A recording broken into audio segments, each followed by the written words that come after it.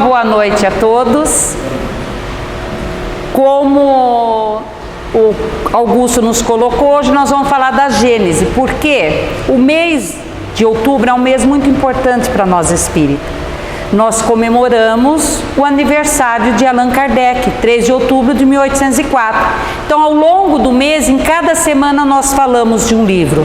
Já falamos do livro dos Espíritos, falamos do livro dos Médiuns, o Evangelho segundo o Espiritismo, Céu e Inferno, e vamos encerrar hoje com a Gênese.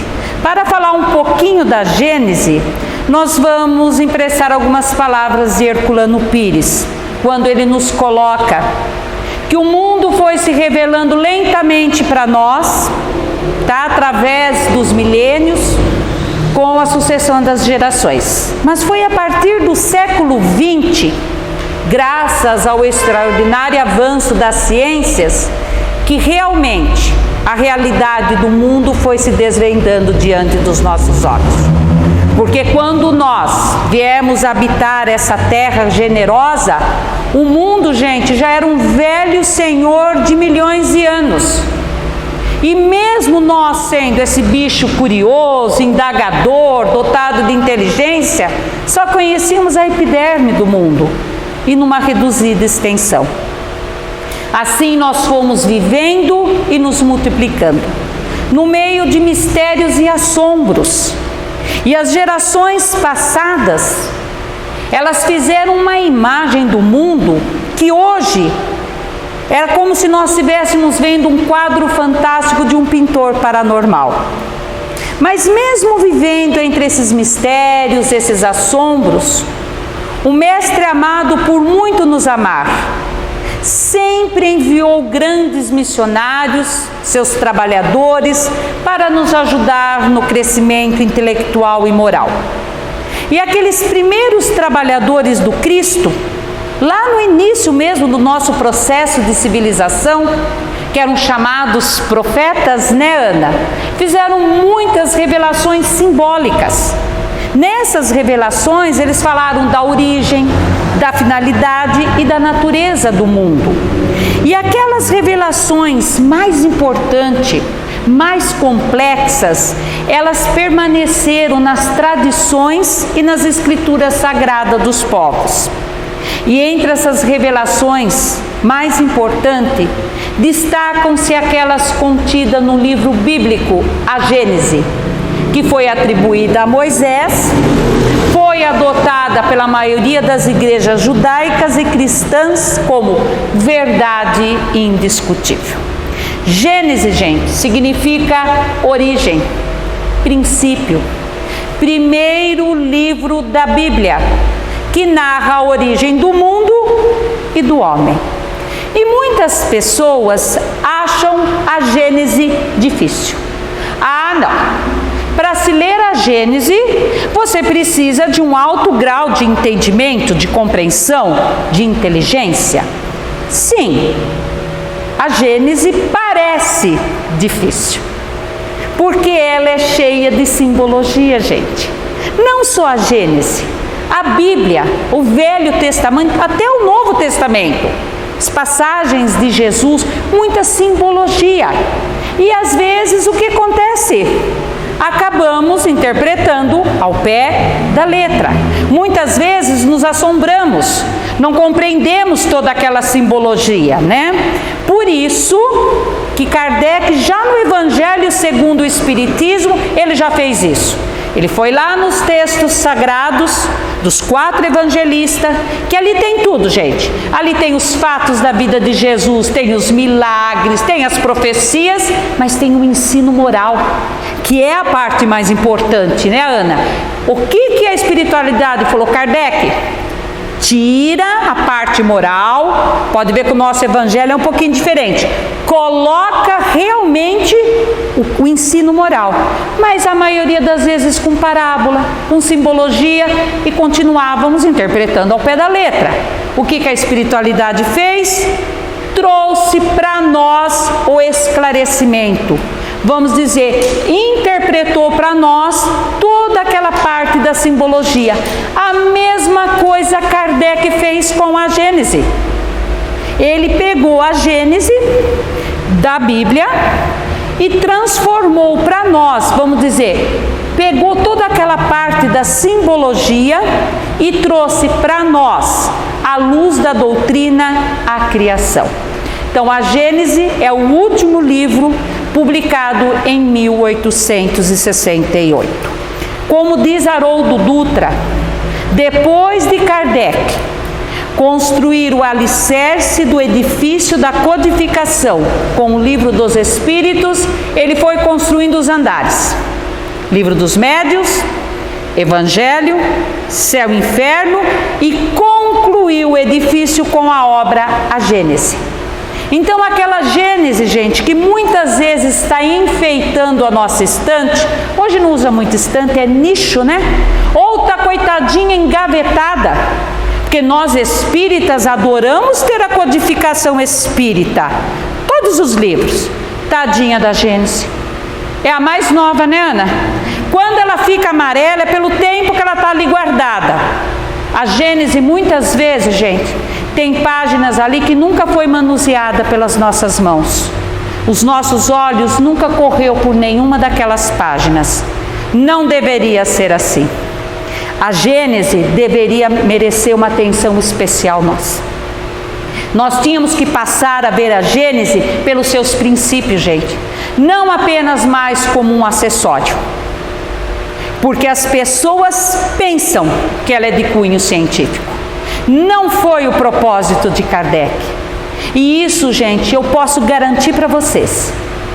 Dá para a gente perceber isso no início da obra Gênese. Quando Kardec fala do caráter da revelação espírita. Um ponto principal e importante, se nós queremos compreender a essência do Espiritismo. Na realidade, o que é o Espiritismo, gente? Qual é o objetivo do Espiritismo? A que consequências leva o Espiritismo? Qual é a natureza da fonte do Espiritismo? Da onde que emana o Espiritismo? É só a gente voltar no alicerce da construção. Primeira questão do Livro dos Espíritos, que é Deus. Inteligência suprema. Causa primeira de todas as coisas. Se você pegar o restante das perguntas, 1018, e estudá-las, você chega à conclusão, Deus, causa primeira. Se você pegar o restante da codificação e estudar, você vai chegar a Deus. Então agora dá para responder da onde que emana o Espiritismo, de Deus. Então a Gênese, gente, não é um livro científico, é um livro que fala sobre Deus. Então, da mesma forma, no Livro dos Espíritos ou na Gênese, Kardec não tem pretensão nenhuma, gente, de explicar ou definir Deus, porque isso está acima da nossa capacidade. Kardec diz, Deus vai se revelando gradativamente a seus filhos em evolução. Podemos consultar os melhores livros sobre o assunto, ouvir os maiores sábios. Nós não vamos compreender Deus por palavras, porque Deus não se manifesta por palavras. Então a Gênese é importante para nós, porque ela vai nos ensinar que mesmo ainda não tendo capacidade de compreender Deus pelas palavras, nós podemos senti-lo. Senti-lo na obra da criação, porque somos inteligentes. Temos a capacidade de inventar, né, Ana? Descobrir, transformar. Mas dar a vida, não. Nós não conseguimos criar a vida.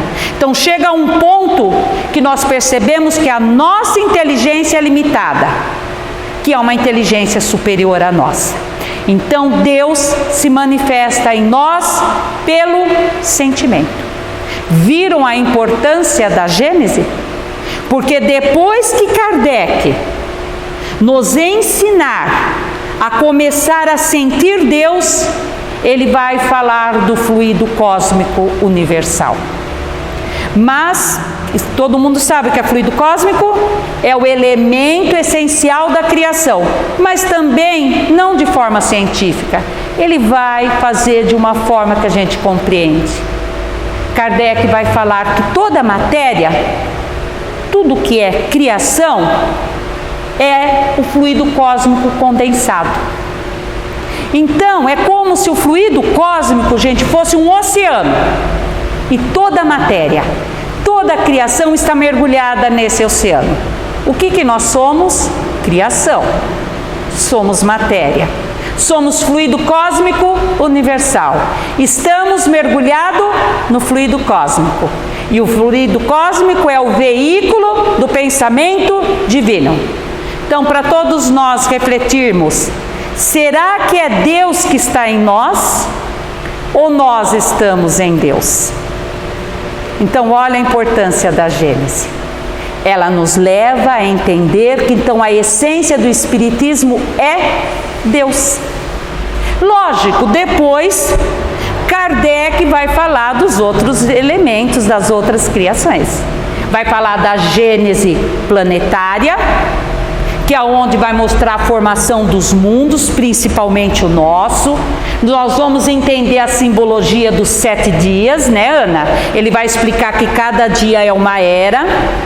Ele vai explicar a formação dos seres vivos, a nossa formação, todos os reinos que nós passamos. Não vamos mais nos equivocar que achamos que fomos uma planta ou um cachorro. O nosso princípio inteligente passa por todos os reinos. Vai explicar então a Gênese planetária, a Gênese espiritual, onde ele vai explicar fluido, ele vai explicar planetas, ele vai explicar galáxias, mas tudo de uma forma compreensível. E vai explicar a Gênese mosaica. Nós vamos começar a compreender a simbologia. Nós vamos entender o que é o paraíso, o pecado original. Adão e Eva existiram? Existiram sim. Mas o que eu disse no início?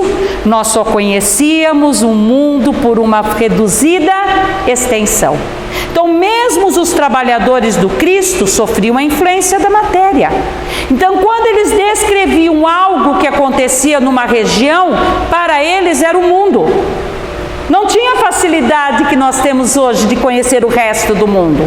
O mundo não tinha essa formação, os continentes. Então, Adão e Eva existiram? Existiram. Mas foram o quê? Um casal de uma raça que habitou uma determinada região da terra. Existiu Noé? Existiu.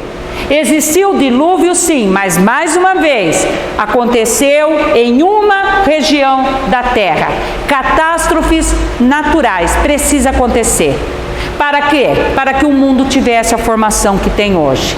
A extinção desses animais que não comportaria mais viver conosco, né, Ana?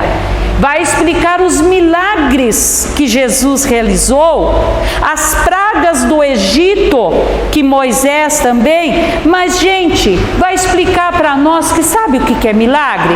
É o nosso desconhecimento de algumas leis da natureza, né, Ana? Então, esses grandes missionários e o próprio Cristo, gente, conhecem leis que nós desconhecemos. O que é sobrenatural, o que é um fenômeno, o que é um milagre é o nosso desconhecimento. Esses espíritos conhecem leis, eles conseguem manipular.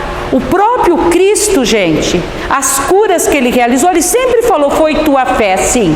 Mas o Cristo, ele tinha a capacidade de transformar, substituir, moléculas doentes por moléculas saudáveis. Então, vai explicar, então nós vamos começar a compreender a essência de tudo que é Deus. Então, gente, é importante nós estudarmos a Gênese. O Haroldo até brinca, ele fala, pelo amor de Deus, espíritas, leiam e estudem a Gênese. Porque a Gênese é uma síntese, gente, de todas as obras. Quando nós realmente estudarmos a Gênese, nós vamos começar a sentir Deus. Sentindo Deus, nós vamos compreender a providência divina. Compreendendo a providência divina, nós vamos entender o sentido da vida. Nós vamos passar a ver a vida, o mundo, as pessoas e as situações de uma outra forma. Fazendo isso, nós vamos conquistar uma fé raciocinada. Conquistando uma fé raciocinada, o Consolador, a codificação cumpre o seu papel. Primeiro esclarecer, depois nos libertar e consolar. Como eu disse a vocês, a Gênese encerra a codificação, porque em 1869, o nosso querido Allan Kardec, que era o seu pseudônimo, o nome dele era Hippolyte Léon Denisard Rivail, né, Ana? Retorna à pátria espiritual. Mundo esse que tão bem ele nos descreveu. Agradecemos muito a Allan Kardec, todos esses espíritos, né, que auxiliaram, todos os encarnados e desencarnados que deixaram essa maravilha, essa joia, esse presente, para que todos nós encontrem o caminho da felicidade. Então, Livro dos Espíritos, Livro dos Médios, Céu e Inferno, Evangelho e a Gênese. É a voz de Deus, é a voz de Jesus, é a voz do anjo guardião de cada um de vocês, dizendo: nós te amamos. Estamos enviando para vocês um tesouro, para que vocês conquistem uma fé raciocinada e encontrem o caminho da felicidade. Uma boa noite a todos. Boa noite a todos.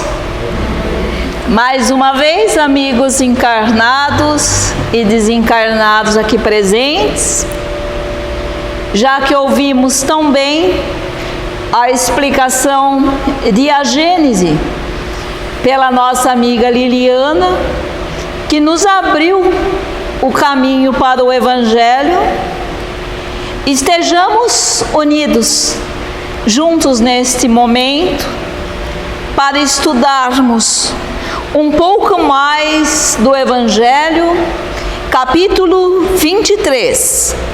Não vim trazer a paz, mas a divisão. Não penseis que eu vim trazer a paz sobre a terra. Eu não vim trazer a paz, mas a espada. Porque eu vim separar o homem de seu pai, a filha de sua mãe e a nora de sua sogra. E o homem terá por inimigos os de sua casa. Mateus.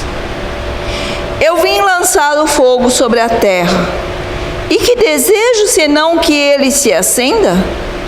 Eu devo ser batizado com um batismo, e quando me sinto apressado, que se cumpra. Credes que eu vim trazer a paz sobre a terra? Não, eu vos asseguro, mas ao contrário, a divisão. Porque de hoje em diante, se encontram 5 pessoas numa casa, elas estarão divididas umas contra as outras.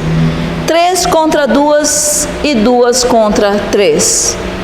O pai estará em divisão com seu filho e o filho com o seu pai. A mãe com a filha e a filha com a mãe.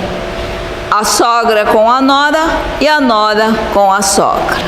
Lucas. Por isso que nós espíritas precisamos estudar. Estas palavras parecem um contrassenso vindas da boca de Jesus, mas não são. São perfeitamente louváveis, já que proferidas pelo nosso Mestre. A doutrina de Jesus, toda feita de compreensão e bondade, de energia e de doçura, não aceita atitudes de hipocrisia, não aceita atitudes de agressividade e nem de hostilidade. Isso é claro, nós já percebemos estudando o Evangelho do nosso Mestre. Jesus, conforme já falamos, é o ranking número 1 das nossas pesquisas mundiais. É o ser mais biografado. No entanto, nunca lhe faltara a energia moral. Nunca lhe faltara também o valor moral para nos ensinar a enfrentar os nossos equívocos, os desafios que são surgidos para nos aperfeiçoar.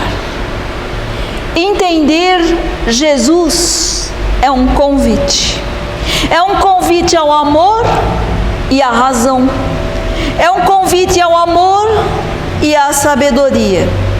Por isso o Espírito de verdade nos lembra a todo instante: espíritas, eis o primeiro mandamento, amai-vos, e o segundo, instruí-vos.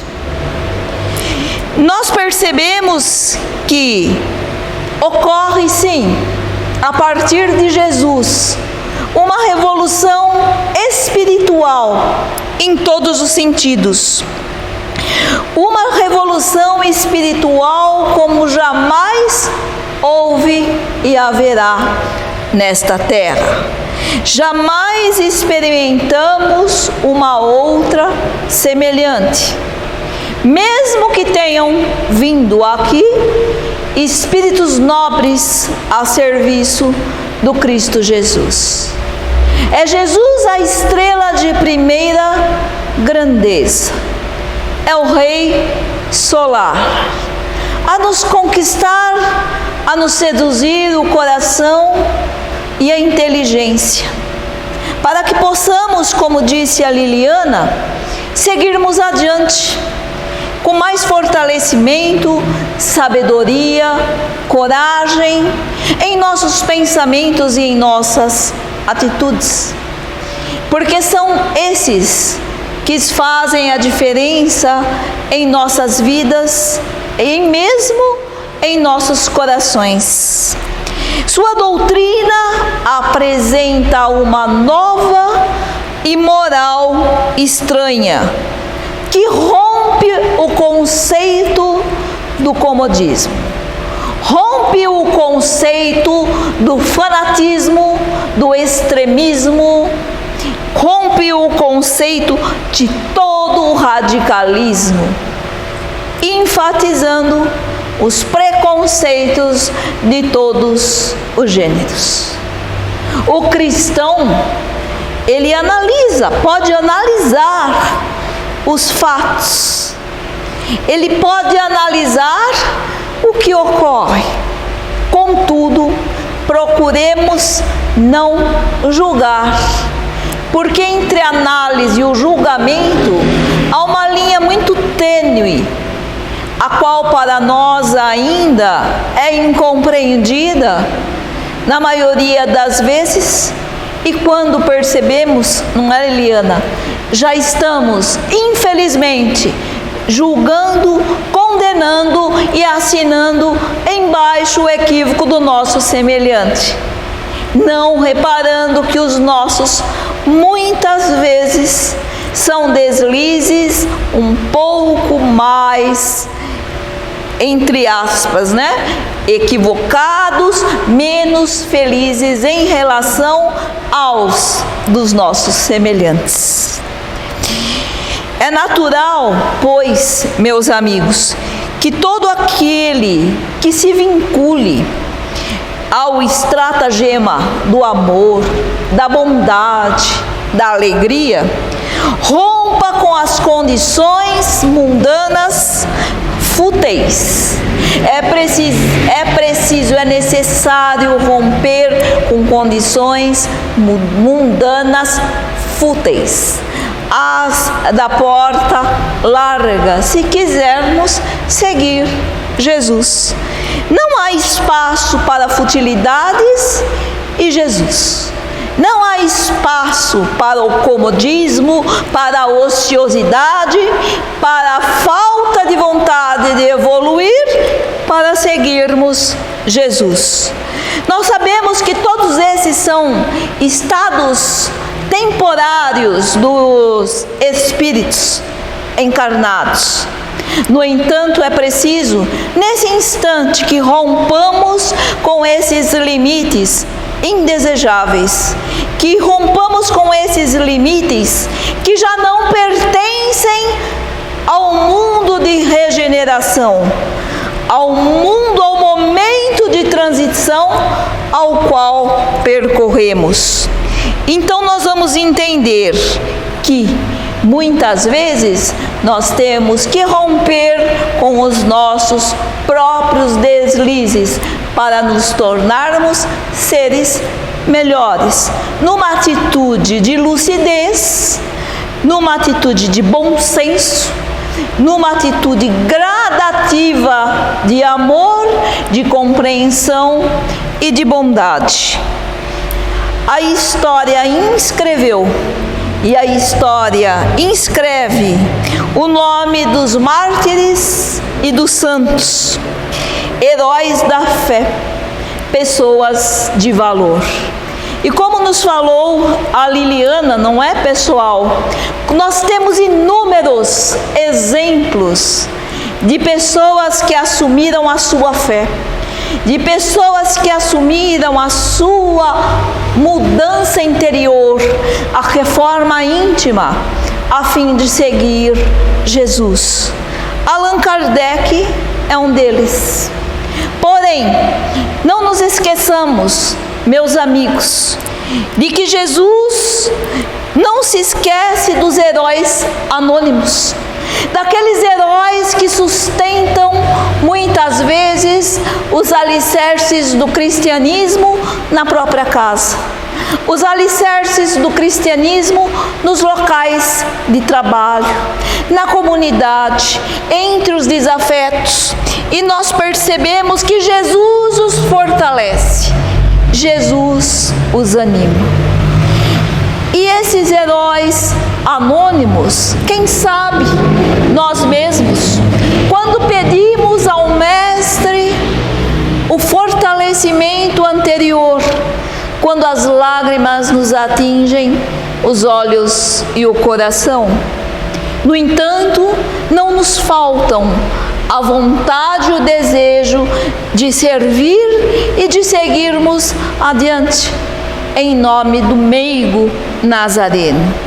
Que alegria, que emoção, que comoção quando aceitamos o convite de Jesus, não é, meus amigos? No lar, nós sabemos, seriam algumas vezes e ainda são solapadas as construções do egoísmo, incentivadas até as construções do egoísmo em nome de uma vaidade excessiva, do ego inflamado, do patriarcado sombrio, do querer exercer e dominar pessoas. Lê do engano, não dominamos ninguém. Não tentemos isto, porque nós vamos nos decepcionar com o tempo. E ninguém também nos domina. Já foi esse tempo do orgulho do clã, da raça. E quando alguém segue as pegadas do Nazareno, compreendemos como são pequeninos esses conceitos mundanos que parecem tão grandiosos diante da nossa pequenez, diante do nosso, entre aspas, esquecimento das leis divinas.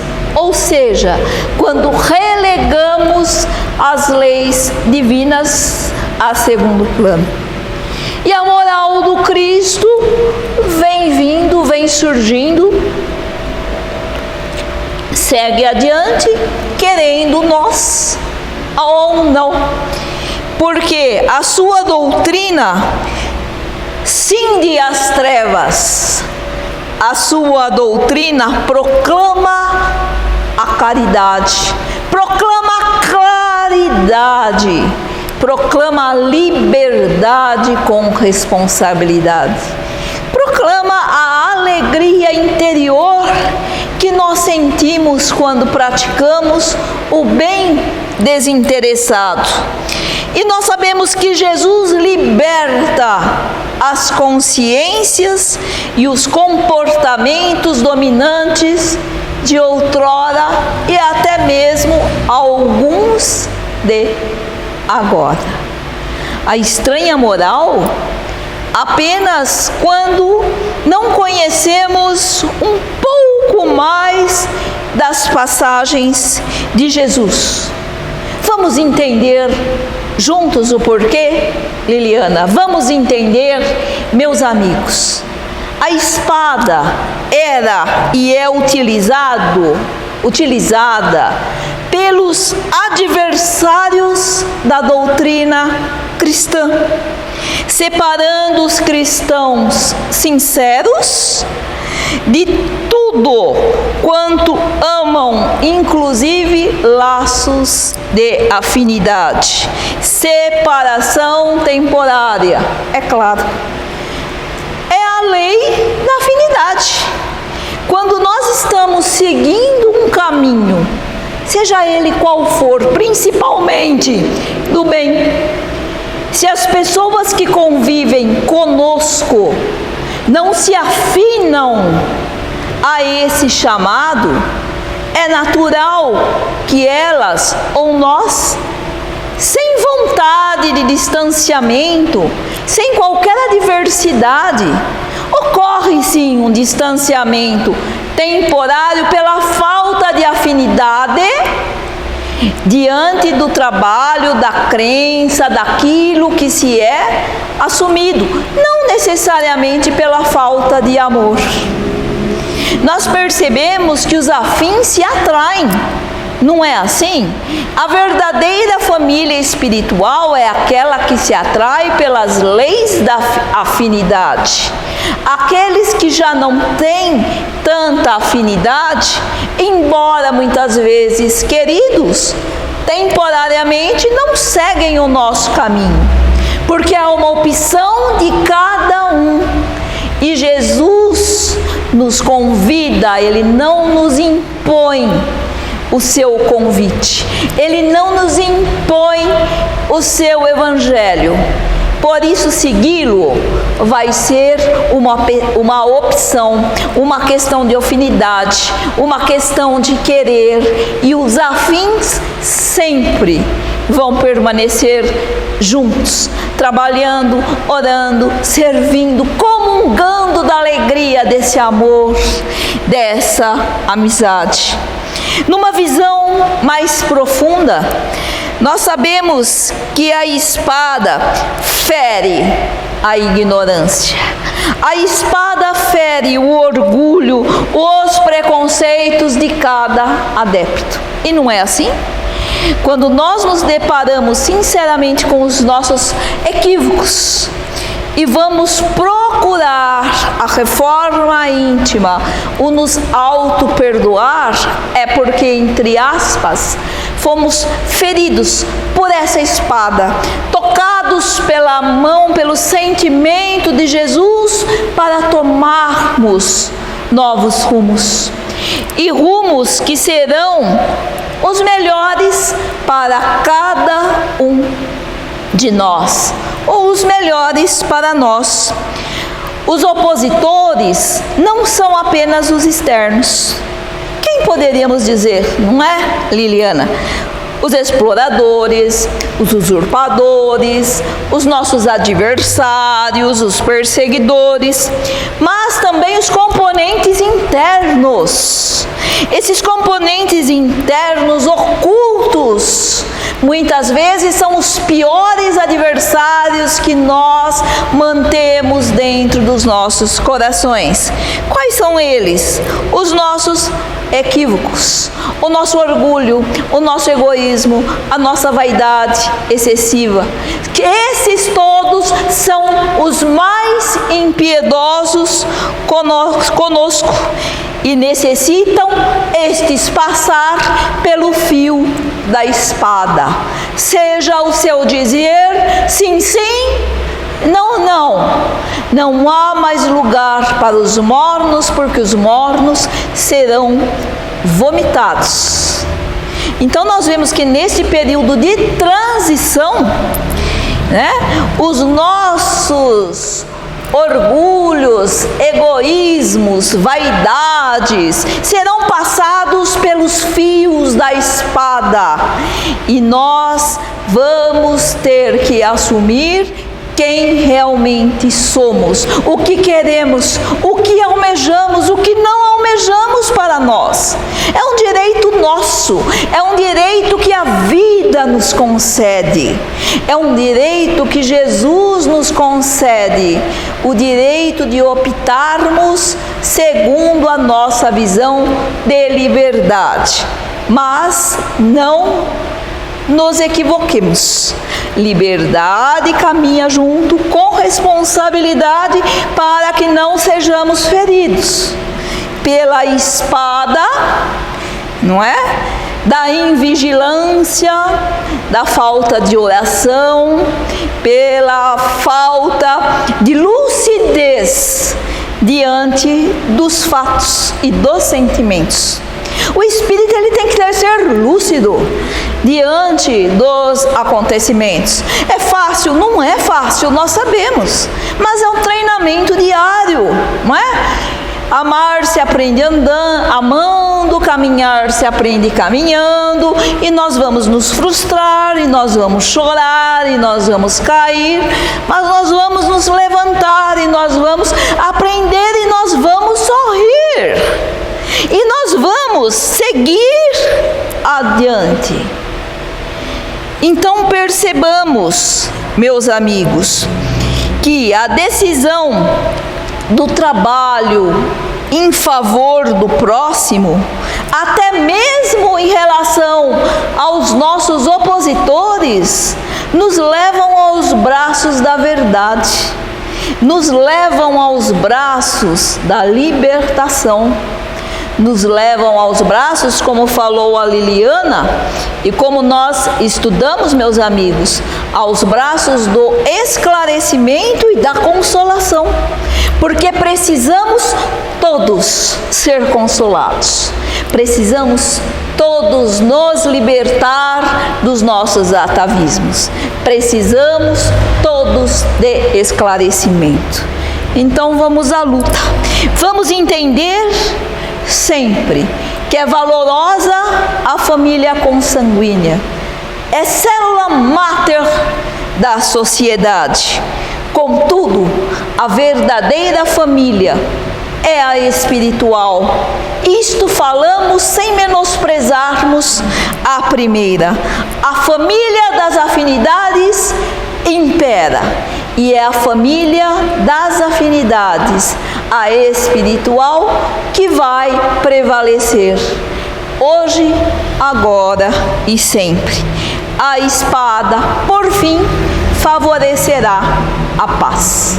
Jesus, nosso amado amigo, Jesus, a luz do mundo, nos traga sempre a sabedoria, o amor, a energia e a firmeza, para que dentro de onde estivermos, possamos levar a luz, possamos levar o amor e possamos também levar a compreensão. Jesus nos abençoe a todos, boa noite, que assim seja.